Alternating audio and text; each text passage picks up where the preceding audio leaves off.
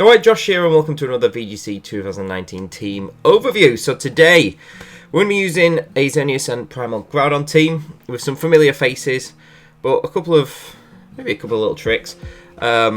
This team is kind of a bit more standardish than what I've been using over the past couple of weeks. I do apologise about that. I've been a little bit restricted on time to make this one, so yeah, I had to keep it fairly simple. So yeah, we're using Xerneas again. It's been a while since I've used Xerneas. I feel like it's been ages, but yeah, so we've got this like bulky spread, modest. This is the one I've been using for ages, and even though at this point I've kind of forgotten what the defenses do, what the spread actually does specifically, I've been using it for so long, and I'm just like comfortable with it now. So I'm just happy with it. For ages I always preferred timid Xerneas, like the faster, frailer one. But at this point I've grown to like the modest, slower, slightly bulkier one more. Although on this team specifically, like maybe fast Xerneas would kind of be better, because it's not really like this bulky Xerneas is like really good when it's like protect the deer. Like as you can see from just the mons, it's not really like a full-on protect the deer team. Although I do have ways to protect it. Double intimidate. You can set up tailing, get over first. Groudon checks a lot of Xerneas threats, steel types obviously, and poison types as well. So, but it's not like a full-on protect the deer. I don't have redirection, etc.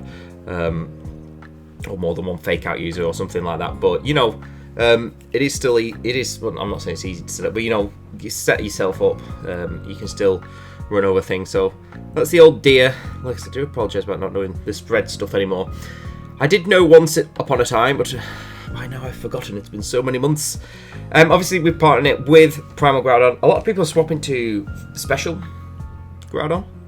I like both, but I kind of always preferred Physical. I just think it is a bit harder, although I do like Earth Power. Obviously, Precipice Blades is a little bit hit and miss, obviously, as I'm sure you all know. But yeah, I do like this spread. I think let me think what it was. I mean, I instantly went full HP. The speed is enough to outspeed Lele in Tailwind. I really like Swords Dance. I think I just put 1 point in defense. The attack was for something specific. It might have been just to KO Incineroar unintimidated. Was it that? It could have been that. And the rest was just chucked in special defense. This is the same Groudon, physical Groudon set. Like I said, I've been using since the start. And again, I've never really had a ton of problems with it. I've always been pretty happy with it. I like just a tad bit of speed, like I say, for Tailwind, because there's nothing worse than, just not outspeeding something like Scarf Lele in Tailwind. That would be fairly annoying. So yeah, we've got Fire Punch as well, obviously, Precipice and Swords Dance and Protect. Next up, I suppose this. Well, actually, let's go to the box standard. So just got the usual Incineroar.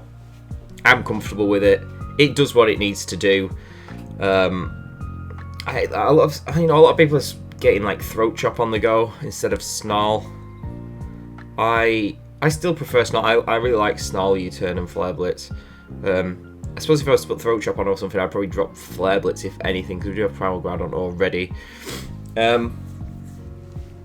But yeah, it's the classic Incineroar, I suppose. It is what it is. It does its job, doesn't it? Then we've got Tapu Koko, fast, offensive, shiny, because I like to run the shiny one. Even though it gives away that I'm timid, it doesn't really matter, because I would expect most Kokos to be timid. Oh, my phone's buzzing. Let's put that on Silencio. So we've got the Electrum Z. I thought I'd give Koko the Z move just to help with Primal Kyogre specifically. As long as it's obviously not paired with a Lightning Rod user, we'll have to get rid of that first if we're to fire Electrum Z off. It helps out Primal Groudon in that aspect against those water types. We've got Protect, Volt Switch, I think is quite important. You can Volt Switch U-Turn shenanigans, I quite like that. Dazzling Gleam is just there to chip stuff that I can't hit normally. It does alright damage to Mega Ray. It does so. And then Thunderbolt, which is what we're basing Electrum Z off. I would prefer Thunder, but because I'm not running Kyogre, I don't particularly want to run Thunder. It's just too risky. That could cost me a game, missing a Thunder at the last minute against a Finny or something like that. So I'd rather go Thunderbolt if I'm not running Rain. Then we've got our Mega. Now, originally on this team, it was Mega Aerodactyl, but I don't know. Even though I love Mega Aerodactyl, it just didn't. I just didn't put in the work I wanted it to. Like, it felt good. It seemed good in theory. I had a bit of a different team. I didn't have. No, I had Mega Aerodactyl over Salamence, and I had Serena over Whimsicott. Serena was alright, but on a team with Groudon, it was a bit ropey. But yeah, Mega Salamence actually kind of worked out better, I think, because it took that flying stab, and an extra Intimidate is nice, and it's just really fast and strong. So one thing, this is the same Salamence spread I've been running since the beginning, again. But I was always running Protect, Hyper Voice, Double Edge. Those two moves are like so key, just because you can switch like, oh, I'm intimidated, I'll just use Hyper Voice. But Double Edge is just so strong. But the last slot, I put Draco Meteor on there. I originally would run Tailwind, but I honestly, I can, thinking back, like I never really clicked Tailwind with Salamence. I don't know why, I always preferred to attack. So I thought, right, let's stick Draco Meteor on there, because Mega Ray, as you know, is always, I always seem to have a problem against Mega Ray teams when I'm using whatever team. So I actually thought Draco Meteor has actually caught quite a few people off. It doesn't really one-shot, but it does do a significant amount of damage. And especially, you know, I can potentially chip it with Coco with Dazzling Gleam, and then just Draco. Obviously, Coco and Salamence both outspeed Mega Ray, so that is actually a really good way of getting Mega Ray. It does do a lot. It does it should do between like 70 and 80% really, so that is nice. So yeah, Draco Meteor. We'll see if it works out. And obviously, because of that, because I dropped Tailwind, I still had Serena on at this point. I was like, no, let's drop Serena for a Tailwind user. And then I was like, what's reliable? I did consider Tornadus, but, you know, I've got Mega Salamence. I don't need another flying type. So Whimsicott seemed alright. And I didn't have a Focus Sash user either. I've just gone 252 pretty much, and then one in Special Defense, because we've got the uneven HP snap for Super Fang, etc. Yeah, I just want to be as fast as possible, and I might as well hit hard. Even though I only have Grass Knot for stuff like Kyogre, and he does do an alright bit of damage to Groudon, puts it in Precipice Rage anyway, and just getting that Prunk Stone is nice. Do Protect, just in case, you know, just don't want to get faked out.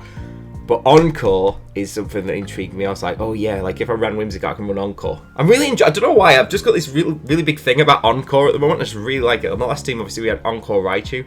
I just think it's such a good move. If you catch like a setup Xerneas on an Encore, with an Encore, it's just like, oh, it's so satisfying.